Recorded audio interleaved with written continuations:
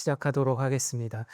보니까 이제 저희 단넷대부가 이제 부산 모가코 커뮤니티와 이제 연합을 해서 이제 세미나를 이제 이렇게 서울에서 부산으로 내려와 가지고 진행을 한 게 벌써 이제 반년이 넘었더라고요. 그래서 그동안 꾸준하게 계속 장소 지원해 주시고 또 행사 운영에 이제 도움 주셔서 항상 감사드리고 있고, 이제 계속해서 요건 앞으로 정기적으로 세미나를 이어가면서 이제 어떻게 하면은 이제 좀 더 많은 분들과 이제 교류하면서 이제 AI 시대에 맞게끔 이제 커뮤니티 활동을 이제 더 이어나갈 수 있을지, 그걸 좀 고민을 계속해서 해보려고 합니다. 그래서 오늘 또 이제 이렇게 오붓하게 모여 있기는 한데, 근데 또 여러 가지 좋은 이야기들 많이 나눌 수 있었으면 하고요.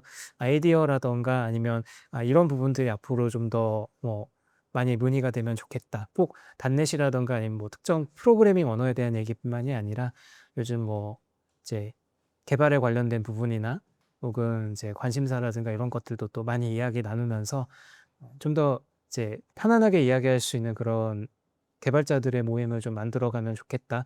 그런 생각을 가지고서 활동하고 있으니까요. 많은 의견 주시면 감사하겠습니다. 어, 오늘 이제 총 3개 세션으로 준비를 했고요. 그중에 첫 번째는 이제 제가 발표하는 내용으로 이제 AI를 가지고서 이제 C# 프레임워크 중에 저희 그 단넷대부 운영진으로 지금 같이 활동하시는 분 중에 송영재 님이라고 계십니다. 이분이 만드신 것 중에 윈도우하고 리눅스하고 맥OS를 타겟으로 해서 그 GUI 프레임워크를 만드셨는데, 이 GUI 프레임워크가 그냥 뭐 WPF나 뭐 아발로니아나 뭐 이런 그 흔히 보는 그런 프레임워크랑은 좀 다른 것이, 이제 기존의 이런 프레임워크들은 대부분 이제 WPF의 영향을 많이 받아가지고 반드시 이제 UI라던가 이런 것들을 다 XML로 만들어서 또 리플렉션을 써가지고 이제 실행 중에 동적으로 속성을 찾아 들어가서 막 이렇게 활용하는 이런 것들 위주로 개발이 돼 있다 보니까, 요즘 추세가 그 AI랑은 다르게 또 이제 소프트웨어 같은 경우는 이제 추가적인 어떤 구성 요소나 프레임워크나 이런 거 사용하지 않고 바로 이제 실행할 수 있는, 아예 이제 모든 것들이 다 내장이 되어 있고 작은 파일 크기를 유지하면서 바로바로 실행할 수 있는 이런 네이티브 프로그램을 만드는 게 요즘 또 트렌드가 되고 있는데, 근데 지금 얘기했던 이런 기술들은 사람의 기준으로 맞추어져 있는 것들이 많다 보니까 이제 동적인 기술에 너무 치우쳐져 있어서 요즘 트렌드에서 강조하는 그런 네이티브 프로그램 만드는 거랑은 좀 거리가 많이 있어요. 근데 이 점이 좀 많이 아쉬우셔서 본인이 이제 아예 그런 부분으로만 타겟팅을 하는 최적화된 프레임워크를 한번 UI 프레임워크를 만들어 보자라고 해서 만드신 게 있는데, 지금도 계속해서 버전업을 하고 있는 중이긴 하지만 AI 입장에서 봤을 때는 굉장히 이제 낯선 생소한 그런 프레임워크가 맞거든요. 근데 그럼에도 불구하고 이런 것도 바이브 코딩 대상으로 과연 삼을 수 있을까 하는 호기심에서 출발을 했는데, 그러면서 6개월 전에 AI로 이걸 다루었었을 때랑 지금이랑 또 큰 차이가 있다라는 걸 이번 발표 준비를 하면서 알게 된 게 있습니다. 네, 그 이야기를 첫 번째 세션에서 좀 진행을 할까 하고, 두 번째 세션에서는 오늘 이제 아쉽게도 그 시간대가 안 맞아서 내려오지 못하셨는데, 저희 지난번에도 이제 발표해 주셨던 정세일 님께서 이제 세션 발표를 녹화로 이제 하나 준비를 해 주신 게 있어서 녹화 영상으로 대체해서 오늘 말씀드리려고 하고요. 마지막 세 번째는 이제 저와 그 같은 회사에서 같은 팀으로 일하시는 김효신 님께서 이제 그 최신 AI 기술에 대해서 이제 다루는 세션을 하나 더 준비를 해 주셨는데, 그 혹시 세션 내용이 대략 어떤 걸까요? 약간만 티징해 주시죠. 여러 가지 시도를 뭐 뺄 수 있을까요? 하네스 엔지니어링이라 저희가 이제 문제 내기는 게 토큰 값은 계속 올라가고 있는데 그거를 계속 매일 것이냐 이런 어떤 그런 주제로 진행하도록 하겠습니다. 네, 그렇습니다. 그래서 오늘은 이제 뭐 지난달, 그러니까 지지난달도 그랬지만 이번에도 AI 관련된 이야기가 많을 것 같고요. 좀 재밌게 진행해 보려고 합니다. 그래서 일단 시작하기 전에 바이브 코딩은 다들 경험해 보셨을 거라 생각이 드는데, 바이브 코딩으로 이런 것도 해봤다 하시는 분 계실까요? 어디까지 해봤다? 어느 쪽 이런 것도 범위가 뭐 뭔가 하니까 안녕하세요. 네. 안녕하세요. 편하게 말씀해 주세요. 네. 이렇게 봐 있어. 방화벽 그 무엇부를 수집하는 거죠. 체력들. 근데 이제 처음에는 시스5분만 수집 그때 호텔로 지내는데 그 욕심이 생겨갖고 인디아처럼 안 듣고 치매 탐지까지 든 합이었어. 아직 완성은 안 돼. 네. 일단 기능 역할을 할 수 있도 내기가 음, 그러면 이제 문제를 먼저 정의를 하고 그 문제를 푸는 쪽으로 바이브 코딩을 해보신 거군요. 음, 그렇군요. 그래서 이제 보통 우리가 그 맥용으로 뭔가 앱을 만들거나 그럴 때 보면은 항상 거론되는 프로그래밍 언어가 있죠. 스위프트 이야기 많이 하는데 스위프트를 몰라도 맥용 앱을 만들 수가 있습니다. 근데 그게 단넷에서 이제 예전부터 지원이 되어 왔었던 건데, 근데 뭐 단넷으로 맥용 앱 만드는 거는 너무나 잘 될 테니까. 근데 이제 그걸 얘기하고 싶은 게 아니라, 과연 그러면 AI 입장에서 전혀 본 적이 없는 UI 프레임워크라고 할지라도 과연 바이브 코딩을 스스로 해낼 수 있을까? 라는 호기심에서 출발을 했던 게 이번 발표 주제입니다. 네, 이런 걸 만들었고요. 지금 네, 화면이 좀 작게 돼 있긴 한데 이 오른쪽 편에 있는 게 MuUI라고 하는 방금 제가 말씀드렸던 그런 신생 프레임워크를 가지고서 이게 리눅스도 되고 윈도우도 되고 맥도 되는데 아무런 사전 지식 없이 AI한테 그냥 여기 있는 리포지터리에 있는 코드를 보고 네가 한번 재량껏 프로그래밍 해봐라고 하는 거를 그냥 지시를 해서 여기까지 만들어냈습니다. 참고로 이제 이거 이외에도 계산기 앱도 만든 게 있는데 그러니까 이런 것처럼 이제 프론티어 모델들이라고 하면은 그 자기가 스스로 이제 어떤 소스 코드라던가 혹은 문서화되어 있는 내용들 같은 것들, 설령 그 문서화된 내용이라든가 이런 것들이 사실관계에서 좀 어긋남이 있다고 하더라도 보시는 것처럼 이제 일정 수준 이상의 어떤 기능을 개발하는 데에는 이제 자율적으로 이제 진행을 하면서 이런 것들을 알아서 맞춰주기 때문에 많은 것들이 이제 능동적으로 해소가 되는 것들이 많았다라는 걸 이번에 볼 수가 있었습니다. 그래서 이제 제가 이 바이브 코딩 하기 위해서 사용을 했던 것들은 대략 이런 정도인데요. 예, 이제 AI에게 이걸 맡겨봤더니 처음에 당연히 지시는 이제 제가 단넷을 이제 좋아하다 보니까 당연히 이제 C샵을 가지고서 개발을 해달라라고 이야기를 했었는데 근데 이제 진행을 하다 보니 이게 맥 환경 위에서 돌아가는 거다 보니까 맥에서 이게 프로그램이 잘 돌아가는지 정말 창이 잘 떴는지 이런 걸 확인을 해보려 그러면 그 맥 자체적으로 제공되는 API 중에 그 사람을 대신해서 클릭을 자동화를 하거나 아니면 뭔가 그런 UI 테스트 같은 것들을 자동화해야 될 필요성들이 있는데 그럴 때 이제 맥OS 안에 내장되어 있는 네이티브 API를 스위프트로 자기가 알아서 테스트 스크립트랑 스모크 테스트 하는 거를 이제 구현을 해내더라고요. 그래서 그렇게 언어가 선택이 됐고 프레임워크는 예, 제가 말씀드렸던 MuUI라고 하는 프레임워크를 가지고 이제 진행을 했고 또 이제 바이브 코딩 하면은 역시 그게 포인트지 않겠습니까? 기존에 우리가 VS 코드라던가 이제 비주얼 스튜디오 같은 이런 기성 아이디를 전혀 사용하지 않을 수 있어야 바이브 코딩이라고 이야기할 수가 있을 텐데 사람의 개입이 없어야 될 텐데 그게 가능하더라고요. 그래서 굉장히 이제 의미가 있었던 예, 진행이었고 그다음에 프로젝트 파일은 딱 하나를 만들었습니다. 그래서 이것도 만든 것도 제가 만든 게 아니라 예, 바이브 코딩을 하면서 AI 에이전트가 얘가 그냥 파일 하나짜리로 끝나는 FBA 타입의 프로그램인지 아니면 그래도 프로젝트를 만들어서 리소스 관리라던가 이미지 파일 관리 같은 거 정도는 빌드 산출물에 넣어서 관리를 해야 되는 종류의 것인지를 자기가 알아서 판단을 하고 맥의 경우에는 이게 최소한 프로젝트 파일이 있어야 이제 뭐 스토리보드라던가 아니면 P-리스트라던가 이런 파일들을 같은 컨테이너 안에 넣어놓고 관리를 할 수가 있기 때문에 프로젝트 파일도 정의를 하는 걸 볼 수가 있었고요. 당연한 얘기지만 예, 사람이 개입해서 고친 코드가 전혀 없었다. 모든 게 다 AI 프롬프트 지시만으로 이제 아까 보여드렸던 네, 이런 앱을 만드는데 바로 이제 쓰였다라고 말씀드릴 수 있을 것 같아요. 일단은 그 맥OS용 앱을 만든다고 하려면 이제 기존에 우리가 이제 일상적으로 보던 윈도우용 앱이랑 맥OS 환경이 뭐가 다른지에 대해서 잠깐 좀 짚고 넘어갈 필요가 있어서 이야기를 좀 하려고 하는데요. 맥 가지고 사용을 해보신 분들은 아마 아실 텐데 일단 그 맥 환경에서 애플리케이션 띄우면 윈도우랑 뭐가 다를까요?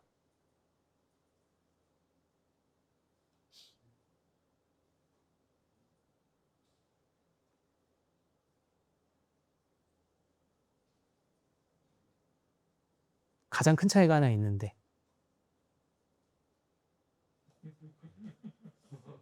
Nunca 봤어.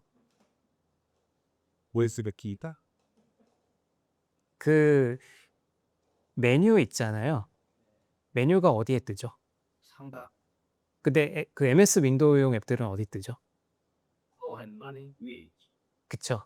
그러니까 그 맥용 앱들은 원하든 원치 않든 물론 일부러 그렇게 만들어 놓으면 만들어 놓을 수 있지만 대부분의 경우는 표준을 지켰다 그러면 제일 위에 있는 그 상단에 있는 그러니까 창사보다 더 위에 있는 화면 전체에 이제 그 공유하는 메뉴 그 자리에 이제 메뉴가 들어갔다 나왔다 하는 걸 보실 수가 있는데 근데 거기에 메뉴가 뜬다라는 거 말고도 사실 그 안에 되게 중요한 의미가 있어요. 이게 맥의 경우에는 우리가 커맨드 탭을 눌러서 화면 전환을 하게 되면 사실 화면을 전환하는 게 아니고 애플리케이션을 전환하는 거에 가깝거든요. 그래서 가끔 그런 경험 하실 거예요. 저도 가끔 겪는 일이긴 한데 윈도우에서 사용할 때처럼 이제 커맨드 탭을 눌렀는데 브라우저 창을 마침 여러 개를 띄워놨어요. 근데 커맨드 탭으로 내가 원하는 창을 찾을 수 없는 경우가 많아요. 예. 근데 그 말인즉슨 맥은 커맨드 탭으로 작업을 전환하는 게 창을 전환하는 의미가 아니고요. 애플리케이션을 오고 가겠다라는 의미고 창을 전환하려면 결국 우리가 쓰는 게 뭐죠? 터치패드에서 위로 쓸어 올려가지고 이제 엑스포제 켠 다음에 거기서 이제 창을 내가 원하는 걸 찾아 들어가는 걸 결국은 하게 되잖아요. 근데 반면에 윈도우는 어떻죠? 무조건 알트 탭이나 윈도우 탭 누르면 창을 정확하게 찾아 들어갈 수가 있잖아요. 또 그런 것도 있었고 또 다른 거는 크롬이라던가 이런 그 브라우저 계열들 보면 창을 다 닫았음에도 불구하고 상단 메뉴를 보면은 마치 그 유령 프로그램이 떠 있는 것처럼 그 상단 메뉴만은 여전히 크롬이라던가 뭐 사파리라든가 엣지라든가 이런 게 메뉴바가 그대로 고정되어 있는 거 보실 수 있을 거예요. 근데 이 말인즉슨 맥은 그 애플리케이션에서 내가 정확하게 커맨드 Q를 누르거나 아니면 상단에서 애플리케이션 종류를 명확하게 선언하지 않는 이상 프로그램은 계속 뒤에 살아있다라는 이야기예요. 그러니까 프로그램의 관리 단위라든가 사용자의 인터랙션 단위 자체가 이제 윈도우랑 다르기 때문에 이 상호작용 대상이 맥은 언제나 앱이 중심이고 그러면 우리가 실제로 접하게 되는 창이라고 하는 건 뭐냐면 그 앱이 사용자와 상호작용하기 위해서 표출하는 일부의 평면에 불과하다라고 보시면 돼요. 그리고 그 윈도우 안에서 어떤 컨트롤을 어떻게 그리고 하는 게 전부 뷰에 관한 얘기인데 그러다 보니까 이게 맥과 윈도우 사이의 제일 결정적인 차이들 때문에 이런 사용법이 달라지는 부분들 때문에 처음에 윈도우에서 맥으로 넘어가신 분들도 괴로워하시고 거꾸로 맥을 쓰시다가 윈도우로 넘어가신 분들도 괴로워하시는 점이 딱 이 부분인데 이걸 정확하게 짚어주지 않으면 사실 많이들 헷갈려 하시는 부분인 것 같기는 해요. 반면에 윈도우 같은 경우는 그 맥에서는 아까 그 앱이라고 하는 이제 가상의 그런 가벼운 어떤 뼈대가 있다고 얘기를 했는데 윈도우는 안 그렇죠. 그냥 제일 처음에 뜬 창을 닫으면 그냥 프로그램 전체가 종료되는 구조예요. 그러다 보니까 직관적이긴 한데 이게 그 여러 그 탭을 동시에 띄워놓고 사용하는 웹브라우저들 같은 경우에는 거꾸로 불편한 점이 있습니다. 마지막 그 탭을 닫으면은 창도 같이 내려가 버리기 때문에 이것 때문에 이제 작업을 내가 의도치 않게 날리게 되는 경우들도 있고 불편함을 겪는 경우들도 있죠. 근데 윈도우의 경우는 아마 그 개발을 좀 오래 해보신 분들이라면 아실 텐데 원래 SDI라는 거랑 MDI라는 게 있었어요. 그래서 SDI는 그냥 그거죠. 우리가 그 메모장이라든가 아래 한글이라든가 이런 거 열 때 보면 어떻죠? 그냥 창 하나에 문서를 다 표현을 하잖아요. 근데 MDI라고 하는 거는 뭐냐면 창 안에다가 또 다른 서브 윈도우를 갖다가 여러 개를 만들 수가 있어요. 이렇게 함으로써 이제 한 프로그램 안에서 문서를 여러 개를 띄워서 관리할 수 있도록 하는 그런 시스템을 구현을 했는데 근데 이 MDI라고 하는 거를 맥은 아예 이제 전체적으로 시스템 와이드하게 다 펼쳐 놓은 거에 가깝다라고 볼 수가 있는 거고 근데 윈도우는 이런 개념이 처음부터 내재화되어 있지 않았었기 때문에 윈도우와 맥용 앱을 만든다라는 거의 문법 차이는 이런 것들이 있다라는 거를 얘기하고 싶었습니다.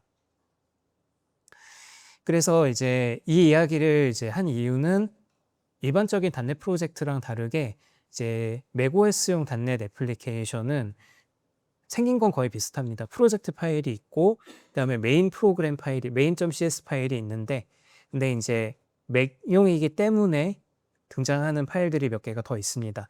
그 중에 가장 대표적인 게 appdelegate.cs라고 하는 파일인데 이제 우리가 보통 이제 MS 윈도우를 가지고서 GUI 프로그래밍을 하게 되면은 책에 적혀 있는 내용이 천편일률적으로 항상 이렇게 적혀 있어요.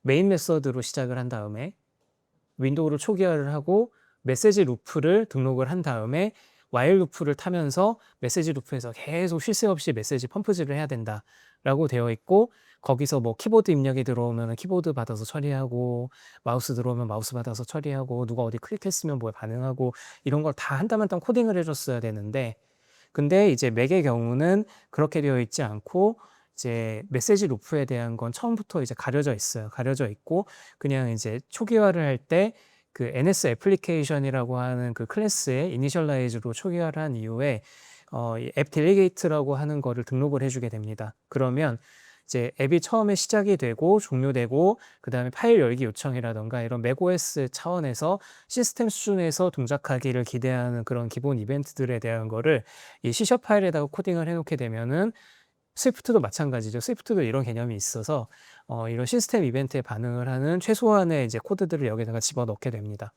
그 다음에 이제 아까 말씀드렸던 것처럼 맥은 앱 단위로 이게 화면을 관리하는 거라고 말씀을 드렸는데 그 앱이 이제 선택이 되어 있으면 상단 메뉴에 이제 그 창이 떠 있든 안 떠 있든 이제 새 창을 띄우는 것부터 시작해서 각종 환경 설정이라든가 이런 것들을 상단 메뉴를 통해서 우리가 접근할 수 있는 거를 아실 거예요. 근데 거기서 발생하는 이벤트들을 처리를 하고 창을 어디에 띄우고 어떻게 구성할 건지에 대한 거를 백그라운드 로직을 관리하는 부분이 뷰 컨트롤러라고 하는 C# 코드, 스위프트에도 대응물이 있고요. 여기에다가 코드를 작성을 해놓으면 여기 있는 대로 이제 그런 상단 메뉴에서 무슨 일이 벌어지면은 거기에 맞춰서 동작을 하는 부분들이 들어가게 되는 거고 그 다음에 스토리보드라고 하는 파일 안에다가 무슨 메뉴가 어디에 어떻게 있고 언제 뜨고 이런 걸 다 스토리보드 안에다가 XML로 구성을 해놓게 됩니다.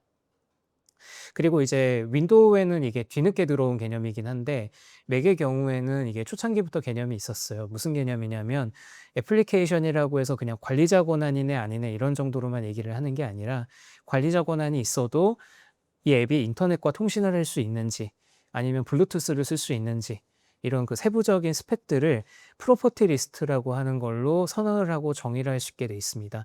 그러니까 이거는 인증과 권한에 대한 얘기는 아니고요. 애플리케이션이 원래 어디까지 동작하도록 의도가 되어 있는가를 정의를 해놓는 겁니다.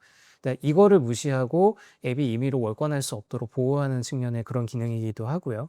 그래서 이런 프로퍼티 정의들까지 같이 묶어가지고 한 프로젝트로 만들어서 넣어놓게 되면은 그러면 이게 코드가 단넷으로 이제 짜여져 있지만 이제 실제로 그 맥이 보기에 이제 맥용 애플리케이션으로 만드는 데 필요한 그런 준비 요건이라든가 이런 것들을 단넷 코어 안에 있는 빌드 툴이나 이런 것들이 다 알아서 맞춰주게 되는 겁니다.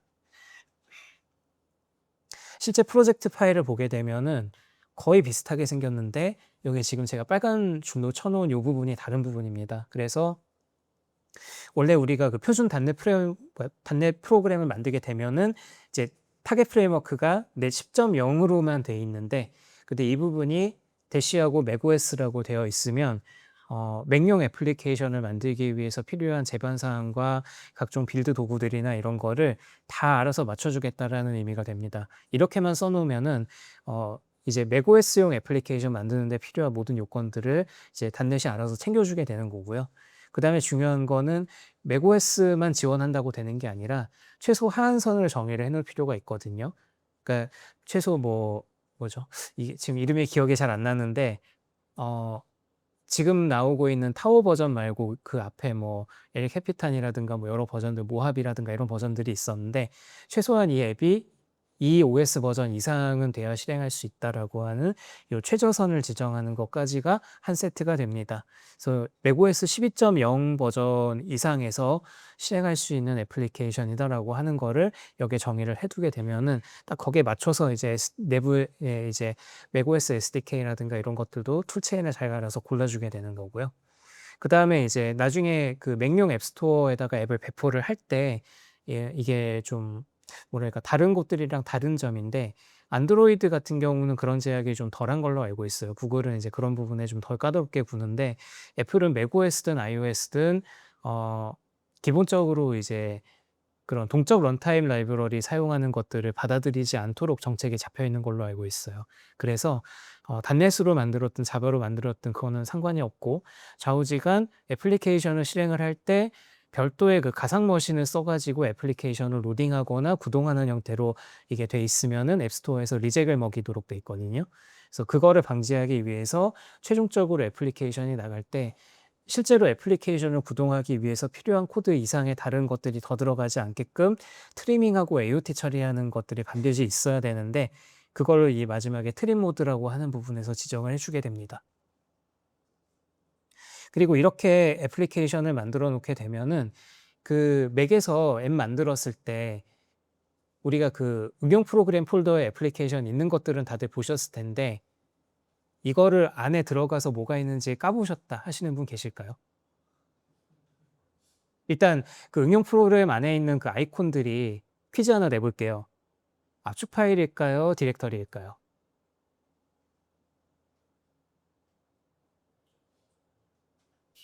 있죠. 네. 근데 일반 디렉터리랑 무슨 차이가 있을까요?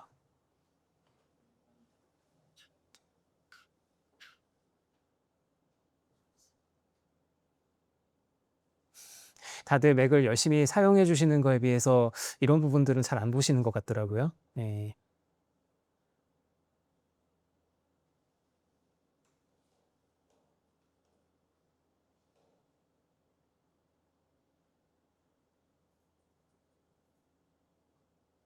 혹시 감이 안 오시나요? 그, 근데 의외로 더 단순합니다. 무슨 차이가 있냐면 디렉터리에도 확장자를 붙일 수 있고요. .app라는 확장자가 붙습니다. 디렉터리에. 예. 그렇게 되면서 macOS가 기대하는 약속한 프로토콜에 맞춰서 이 디렉터리 안에다가 폴더랑 이런 것들을 배열을 해놓으면 얘는 애플리케이션 디렉터리다. 패키징된 디렉터리다라고 하는 걸 자기가 이해를 해서 의도한 이제 미리 맞춰놓은 대로 동작을 하게 되는 건데 이게 애플리케이션 디렉터리의 최소 형태입니다. 근데 보시게 되면은 macOS라고 하는 폴더 안에 지금 그 노트패드라고 하는 파일이 하나 들어가 있는데 이게 윈도우로 치면 exe 파일과 정확히 같은 물건입니다. 그래서 맥에서 우리가 CLI2를 보게 되면은 사실 이런 그 네이티브 바이너리를 우리가 CLI에서 보통 바로 열어서 실행을 하기 때문에 이제 .app라든가 이런 디렉터리를 패스에다가 등록을 해놓지 않아도 바로바로 실행을 할 수 있는 걸 그래서 경험할 수가 있는 거고요. 그 외에 우리가 GUI 프로그램이라든가 일반적인 맥용 애플리케이션들은 최소한 이런 형태는 갖추고 있습니다. 그래서 이제 패키징된 형태로 이 안에다가 실행 파일 이외에 사실 실행 파일 이외에 뭐 이런저런 요소들이 더 필요하잖아요. 이미지 파일이라든가 뭐 아니면 뭐가 있을까요? 뭐 DLL 파일이라든가 이런 것들이 더 붙기 마련인데 그런 것들을 다 일일이 신경 쓰지 않아도 그 애플리케이션 디렉터리 안에 모두 다 번들링이 된 형태로 공급이 되기 때문에 우리는 그냥 아이콘만 끌어다가 응용 프로그램 안에다가 던져 넣기만 하면은 바로 앱을 실행할 수 있는 그런 매끄러운 경험이 이런 구조 덕분에 만들어지는 겁니다.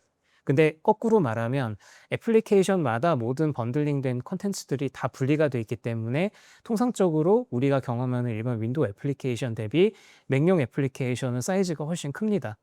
사이즈 같은 거 보시게 되면 받아서 보면은 기본이 뭐 몇백 메가 넘어가는 게 우스운 이야기가 다른 게 아니고 바로 이런 구조 때문인 것도 있어요. 그래서 이제 이런 구조 아래에서 맥이 이제 애플리케이션이 빌드가 되는데 원래 이런 것들은 우리가 엑스코드 가지고서 개발을 했었어야만 이런 모양을 볼 수가 있었는데 단넷을 사용함으로써 이런 부분들이 아까 보신 것처럼 프로젝트 파일이랑 몇 개만 있으면은 최종 결과물을 바로 이렇게 뽑아낼 수가 있게 미리 다 세팅이 되어 있는 거죠. 그러면 단넷 관련 코드는 어디 들어가냐? 예, 지금 보시는 것처럼 모노번들이라고 하는 디렉터리가 들어있고 아까 보여드렸던 이 네이티브 바이너리가 여기 있는 모노번들을 찾도록 되어 있습니다. 자기 이제 상위 디렉터리에 한 칸 올라가서 모노번들이라는 거에 가가지고 여기 보시면 여기는 우리가 아는 파일들이 들어있어요. 그래서 DLL 파일들이며 뭐 단넷 코어 DLL 파일이나 이런 것들이 다 들어가 있는 거고 이제 여기에 있는 대로 이제 맥OS에 있는 바이너리 파일을 찾아서 실행을 한 다음에 그 다음에 이제 여기 있는 DLL 파일들을 로딩을 하고 그 다음에 이제 맥과 상호작용하면서 필요한 작업들을 하도록 이제 상단에 이제 시스템 메뉴에 이제 메뉴가 뜨고 하단에 이제 독 아이콘이 뜨게 되는 그런 구조로 애플리케이션이 돌아가게 되는 거죠. 네, 그래서 이제 이러한 아키텍처를 가지고 있는 맥 애플리케이션을 실행을 해보면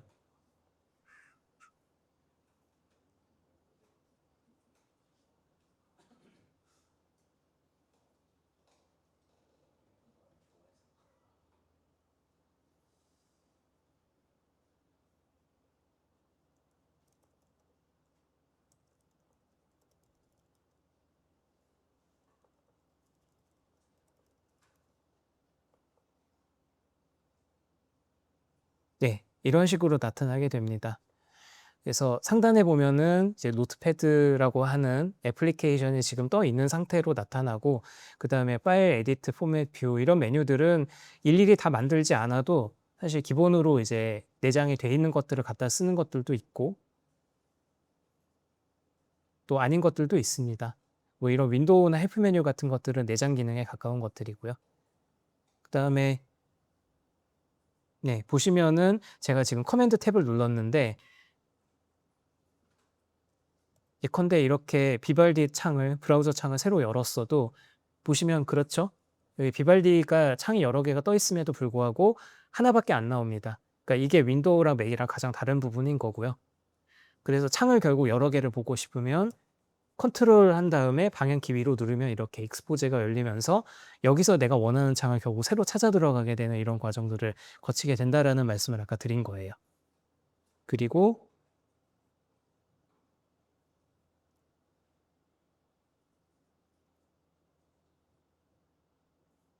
네.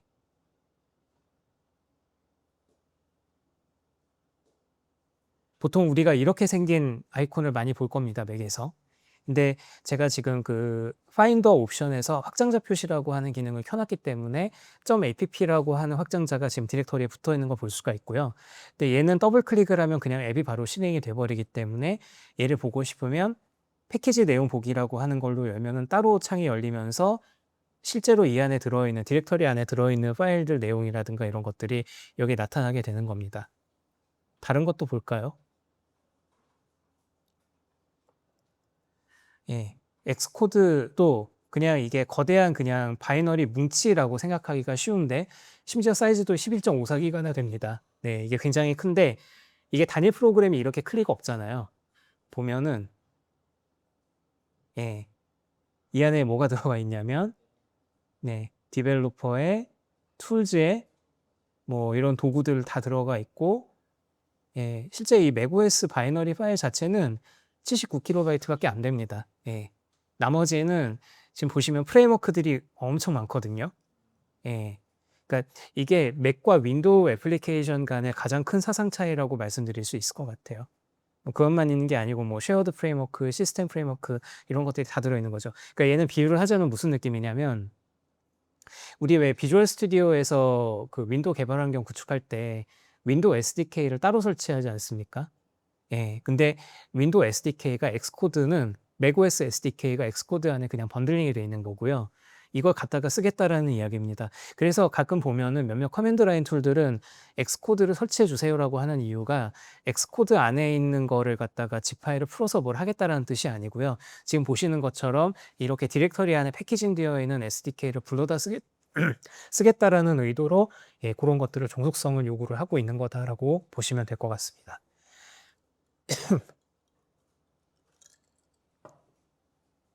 네네. 그래서 이런 식으로 애플리케이션을 만들어서 맥용은 이제 개발을 하게 되어 있다라는 거를 말씀을 드린 거고요. 자, 그러면 제가 이제 오늘 이 발표를 위해서 실험을 하나 해봤는데 그런 걸 만들었습니다. 그 메모장을 만들면서 사실 뭐 이런 바이브 코딩 할 때 잘 되는 거는 뭐 예상 가능한 내용이니까. 네, 이런 거를 바이브 코딩하는 방법만 바꾸고 사용하려는 MCP 도구만 바꿔서 실행을 해보고 싶으면 어떻게 해야 될까? 그런 걸 좀 많이 고민을 해봤는데 마침 보니까 클로드에 그런 옵션이 있더라고요. 그 클로드 코드의 CLI에 보면은 내가 프롬프트를 뭘로 지정할 거고 MCP 도구를 뭘로 선택할 거고 하는 거를 다 파라미터로 받을 수 있게끔 돼 있어서 그걸 그대로 활용을 해봤습니다. 그러면서 어,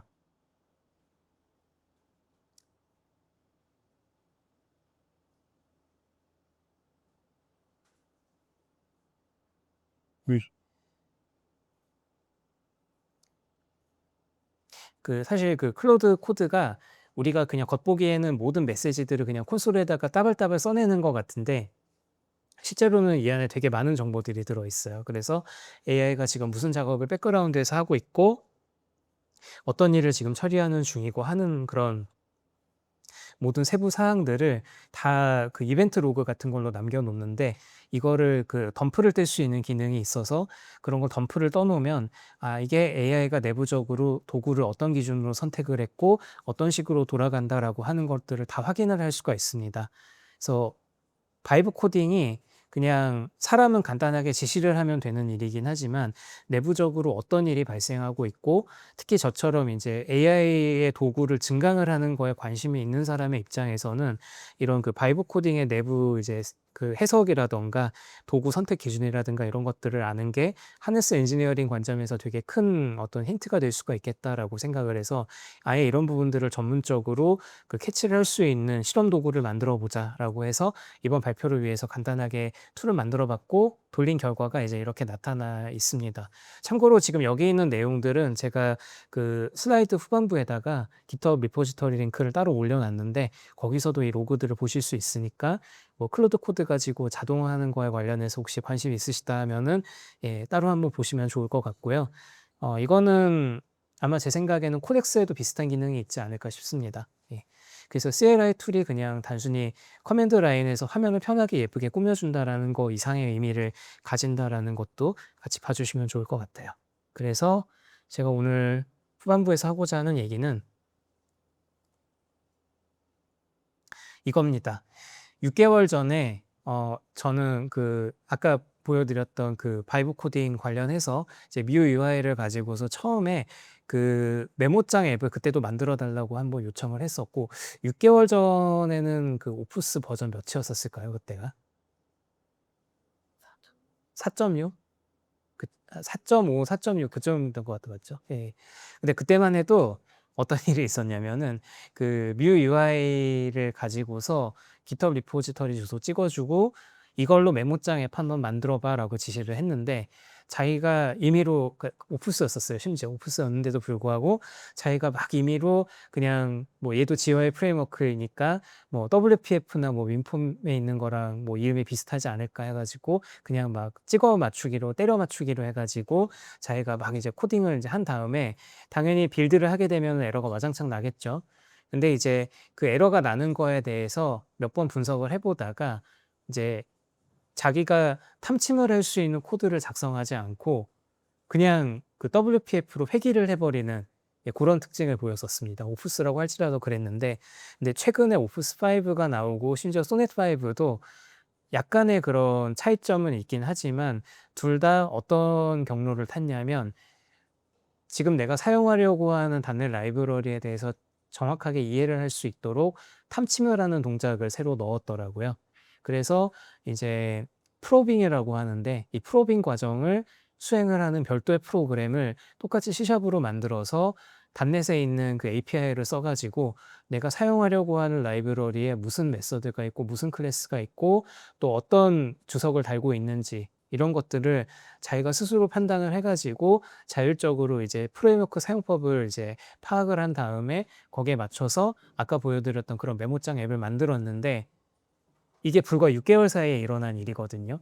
이 6개월 사이에 일어난 일을 저는 처음에 핸드미러 MCP라고 하는 그런 리플렉션을 도와주는 그런 도우미 MCP 서버를 만듦으로써 당시에는 분명히 문제를 해결할 수 있었는데 이게 6개월 만에 순식간에 디프리케이트가 되는 걸 이번에 경험을 하게 됐어요. 그래서 심지어 이게 단순히 디프리케이티드 됐다라는 걸 넘어서 가지고 핸드미러 MCP 서버를 붙이니까 거꾸로 토큰 사용량이 더 증가하는 문제도 이번에 경험을 하게 됐거든요. 근데 왜 그랬을까라는 거를 한참 고민을 해봤었어요. 그래서 이게 분명히 탐침 코드를 만들지 않고 더 일찍 이 코드에 랜딩을 하는 효과가 있는 건 여전히 동일한데, 근데 그럼에도 불구하고 MCP 서버가 그 실제 토큰 소비량에 기여를 하는 부분들이 굉장히 크다라는 걸 이번에 알게 됐습니다. 그래서 탐침 코드를 작성하지 않게끔 해주는 것과는 별개로 그 MCP 서버를 사용함으로써 인해서 발생하는 것들의 비용이 그렇게 가벼운 게 아니다. 그러니까 만약에 같은 일을 할 거면 탐침 코드를 만들고 몇 번 트라이얼 앤 에러를 더 거치는 일이 있다고 하더라도 이제 쉘로 할 수 있는 작업들의 범위가 생각보다 굉장히 넓고 다양하기 때문에, 심지어 이거는 윈도우도 마찬가지인데 윈도우용 클로드 코드를 보면은 그냥 클로드 코드 바이너리만 덜렁 있는 게 아니고 이 안에 제가 알기로는 그 시그미는 아니고 MCS2나 이런 그 민 GNU 계열의 그런 소규모 유닉스 환경이 윈도우용으로 포팅이 되어 있는 게 있는데 이걸 같이 내장해서 배포하고 있는 걸로 알고 있어요. 그래서 이제 클로드 자체가 파워쉘을 어느 정도 이해는 하고 있지만 지금도 보면 파워쉘을 그렇게 썩 잘 다루진 않거든요. 큰 실수도 많이 하고. 네, 그럴 바에는 그냥 아예 자기가 잘 알고 학습이 잘 되어 있는 배시쉘 기준으로 이거를 언제나 플랫폼에 관계없이 일관성 있게 수행할 수 있도록 하기 위해서 그 민지앤유 그 런타임을 갖다가 아예 넣어 놓고 그 안에서 쉘 작업을 할 수 있게끔 그런 것들을 다 세팅을 해 놨더라고요. 그래서 그걸 바탕으로 해 가지고 이제 웬만한 작업들은 굳이 이제 쉘로 할 수 있는 작업을 MCP 서버로 다시 랩핑하지 않더라도 프론티어 모델들이라고 하면 자기가 이제 어떤 방향으로 나아가야 될지에 대한 것들을 이제 어느 정도 자율적으로 계산할 수 있는 능력이 있기 때문에 MCP 서버를 만들어야 되겠다라고 했을 때 이제 무엇을 해야 되고 무엇을 하지 말아야 될지에 대한 걸 이번에 알 수 있게 돼서 그런 것들을 약간의 회고와 예, 알게 된 점들을 이제 이야기해 보는 것으로 예, 두 번째 이제 세션을 좀 정리할까 합니다. 이제 제가 시도를 했던 거는 이거였었어요. 맨 처음에는 아까 보여드렸던 그 단대포 맥OS 그 MS에서 제공하는 그 바이브 코딩, 저 UI 프레임워크를 가지고 바이브 코딩하는 거를 얘기를 이제 기능을 사용해 보려고 이렇게 프롬프트를 만들었고요. 그 다음에 시나리오를 첫 번째 시나리오 이외에 두 번째, 세 번째는 어떻게 잡았냐면 두 번째, 세 번째 모두 뮤 UI를 사용을 하는데 근데 이제 두 번째의 경우는 MCP 서버로 다른 걸 지정하지 않고 마이크로소프트 런 MCP 서버만 지정을 했고요. 세 번째는 MS 런과 그다음에 방금 말씀드렸던 제가 순수 만들었었던 핸드미러 MCP 서버라고 하는 거를 추가로 지정을 했습니다. 예, 그래서 이렇게 이제 서로 다른 MCP 서버 구성을 갖되 프롬프트는 동일하게 구성을 해봤는데요. 그리고 이제 여러 번 바이브 코딩을 실행을 해야 되니까 네, 이렇게 돌렸습니다. 그래서 클로드 CLI에서 사용하려고 하는 프롬프트랑 그 다음에 모델은 이제 소넷5, 오프스5, 그 다음에 하이쿠는 지금 아직 5가 안 나왔더라고요. 4.5 정도에 있는데 아무튼 요 세 가지를 돌렸고 그 다음에 MCP 서버나 메모리에 관련된 부분들은 이제 시스템의 기본으로 설치가 되어 있는 혹은 현재 내 사용자 디렉터리 프로필에 있는 메모리라든가 이런 것들을 사용하지 않고 또 예산을 정해 가지고 그 예산 한도 내에서 작업 결과물을 만들어 봐라. 그리고 모든 이제 출력 결과물을 제이슨 파일로 이제 추출한 다음에 이거를 그 로그 파일로 저장해 달라. 대충 이런 식의 명령어를 이제 반복해서 이제 실행을 하도록 구현을 해 봤었습니다. 그래서 실험을 해본 결과 소넷5와 오프스5로 이제 단넷 그 맥OS용 단넷 프레임워크랑 뮤 UI 기반으로 이제 메모장 앱을 만드는 거는 한 17분에서 한 20분 정도 만에 예, 소화를 해내는 걸 봤습니다. 근데 이것도 순수하게 코딩을 하는데 이렇게 걸렸다는 아니고요. 코드를 만드는 것 자체는 금방 됐는데 네, 이게 문제가 있는지 없는지를 계속 꼼꼼하게 검증을 하는데 한 17분에서 20분 정도가 걸리는 셈이고요. 반면에 하이쿠 같은 경우는 제대로 동작하지 않았습니다. 그리고 이제 이게 실험 결과인데, 물론 이 실험 결과는 환경이라던가 아니면 그 맥락이라든가 이런 것들에 따라서 다 달라질 수는 있겠지만, 제가 나름대로 이제 정해놓은 이 환경 안에서 봤을 때, 하이쿠는 안타깝게도 이제 성공한 적이 없었고요. 소넷5와 오프스5의 경우는 둘 다 성공은 하는데, 근데 오프스5의 경우는 이제 시나리오 이제 2번을 예를 들어서 볼게요. 시나리오 2번 같은 경우에 보면은 이제 오프스5는 네, 한 14만 토큰 정도를 소비한 걸로 돼 있고, 소넷은 19만 토큰 정도 소비한 걸로 돼 있습니다. 근데 이 과정을 추적을 해보니까 오프스5는 자기가 확실하다라고 판단을 내릴 수 있는 부분에 대해서 더 빨리 결정을 내리는 경향이 있었고, 소넷의 경우는 이제 이미 알고 있는 사실임에도 불구하고 몇 번을 더 반복해서 도구를 써가지고 교차 검증을 하려는 시도를 하는 걸 볼 수 있었습니다. 그리고 네, 좀 더 넘어가서 볼게요. 그래서 MCP 호출 횟수는 보면은 소넷의 경우가 조금 더 많았고, 오프스의 경우는 그래서 좀 더 적은 횟수로도 더 빠르게 결정을 내리는 경향이 있었어서, 오프스는 근거를 일찍 확정을 하게 되면은 구현을 일단 빨리 들어간 다음에 남는 시간을 주로 검증에 많이 사용을 했던 경향이 있고, 소넷은 코드를 작성하기에 앞서서 이제 확정을 최대한 늦추는 경향이 있었다라는 걸 알 수 있었습니다. 예. 그리고 이제 핸드미러 LCP 서버의 경우는 이걸 만들었던 사람의 입장에서는 좀 안타까운 결과긴 한데요. 제가 이제 이 실험을 할 때 두 가지 실험을 했었습니다. 하나는 이제 계산기를 만드는 샘플 바이브 코딩을 한번 했었고, 그다음 메모장으로 이제 바이브 코딩 하는 거를 각각 해봤는데, 토큰 사용량이 이제 핸드미러 LCP 서버를 사용하지 않고도 성공을 했고, 사용한 후에도 성공을 했는데, 사용을 하는 쪽이 토큰 사용량이 훨씬 더 많이 늘어난 거를 볼 수 있었습니다. 그래서 과연 이게 무슨 의미일까? 라는 거를 좀 더 이제 자세히 분석을 해봤더니, 핸드미러 MCP 서버를 쓰면은 아까 말씀드린 것처럼 탐침을 하는 과정이 생략이 됩니다. 왜냐하면 명명백백하게 리플렉션으로 무슨 코드가 어디에 들어가 있는지를 다 볼 수가 있는 건 장점이긴 한데, 근데 이제 결국은 탐색을 하는 과정에서 탐침 코드를 작성하지 않았다 뿐인 거지, 이걸 그때마다 MCP 서버를 불러가지고 다시 다 로딩을 하다 보니까, 전에는 그런 탐침을 코드로조차 작성을 하지 않고도 시도를 하려고 했던 거를 MCP 서버로 메꾸다 보니까 그때도 비용이 비쌌을 거예요. 그때도 비용이 비쌌겠지만 어쨌든 되고 안 되고의 문제였기 때문에 그때는 유의미했다라고 볼 수가 있지만, 지금은 똑같이 되는 환경이라면 더 저렴한 방법으로 같은 일을 해낼 수가 있기 때문에 이 도구가 프론티어 모델의 발전으로 인해서 급격하게 이제 수명을 이제 잃어버린 경우라고 말씀드릴 수 있을 것 같아요.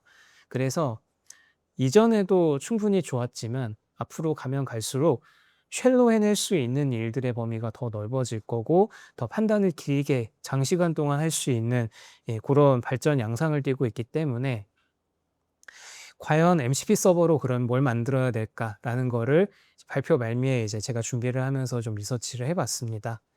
그래서 우리가 아는 거의 대부분의 작업, 심지어 이제 간단한 웹브라우징이나 어쩌면 API 호출까지도 이제는 그 CLI와 스킬로 대부분 소화가 가능하다. 즉 웬만한 경우에는 MCP 서버를 우리가 만들지 않는다고 할지라도 스킬 파일에다가 비즈니스 로직이라던가 알고리즘 같은 것들을 말로써 혹은 코드로서 설명을 해 놓으면, 이거를 프론티어 모델이라면, 제가 오늘 여기서는 오프스 이야기를 줄여드렸지만 뭐 코덱스의 뭐 GPT 5.6의 솔이나 뭐가 됐든 다 마찬가지일 거예요.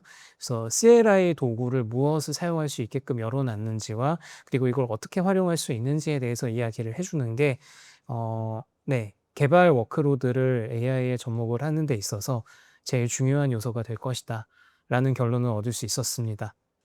그 다음에 반대로 그러면 무엇을 반드시 MCP 서버로 소화를 해야 될 거냐 라는 점인데, 비밀번호를 다루거나 혹은 API 키를 다루는 것처럼 민감 정보를 다루는 부분에 있어서는 반드시 원격에다가 MCP 서버를 두고 그 MCP 서버를 통해서 이제 권한을 획득을 하거나 인증을 하거나 하는 과정들을 거치게끔 만드는 게 안전하다라는 결론을 낼 수 있었습니다. 그 다음에 이제 우리가 그 AI로 작업을 하다 보면 요즘은 그런 것도 얘기를 많이 하거든요. 사람이 이제 중간에 이제 그 휴먼 인더 룹이라 그래가지고 개입을 해서 AI가 실행하려고 하는 작업이 정말로 실행을 해도 되는 작업인지 그런 것들을 검수하는 과정이 있는데 이 과정에서도 MCP 서버 워크플로우의 역할이 되게 중요하다라는 걸 알 수 있었습니다. 그 다음에 하고 싶어도 할 수 없는 일들도 존재를 하는데 예를 들어서 뭐 웹이라든가 모바일 클라이언트 앱 개발이라든가 이런 부분들의 경우는 여전히 이제 자동화할 수 있는 부분을 코드 풀어내고 이걸 MCP 서버로 이제 패키징해서 제공해야 되는 부분들이 여전히 남아있게 된다라는 거고 혹은 이제 플레이라이트라든가 아니면 디버거라든가 이런 부분들은 살아있는 서비스라든가 이런 것들을 가지고서 실시간으로 제어를 해야 되기 때문에 하드웨어 제어라든가 하드웨어 연동 같은 부분들까지 포함을 해서 이런 부분들은 또 쉘로스 할 수 있는 일의 한계가 어느 정도 존재를 하기 때문에 여전히 MCP 서버를 이런 부분들에 있어서는 개발을 하고 붙이는 것들이 굉장히 중요한 의미를 가진다라고 말씀드릴 수 있을 것 같아요. 그래서 핸드미러 MCP 서버를 만약에 이제 요즘 이런 프론티어 모델 발전 양상에 맞게끔 리팩토링을 한다고 하면은 이렇게 네 가지로 쪼개서 이야기를 할 수 있을 것 같아요. 일단 기존의 MCP 서버 안에 들어있던 도구와 로직에 대한 부분들은 CLI로 이제 다시 리팩토링 할 수가 있을 거고 그 다음에 알고리즘이라던가 처리 절차라던가 이런 부분들은 스킬 파일로 만들어 둠으로써 스킬 파일 안에다가 필요한 모든 정보들을 넣어 놓고 얼마든지 원하는 일을 시킬 수 있다라는 거를 알 수 있었고요.